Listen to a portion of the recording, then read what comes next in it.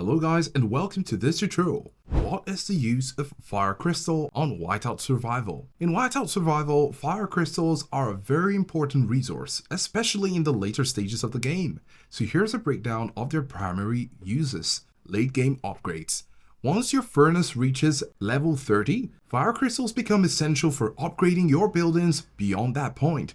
These upgrades, denoted as FC1, FC2, and so on, significantly enhance the power and capabilities of your structures and units. Essentially, fire crystals allow you to push your city's development further, thus providing access to stronger troops and more efficient buildings.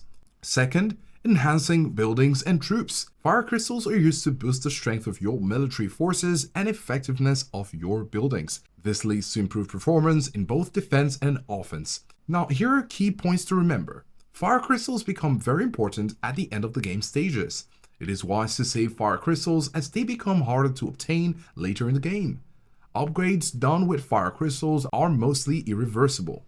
In essence, fire crystals are a crucial resource for players aiming to maximize the city's potential and dominate the frozen wasteland of White Survival.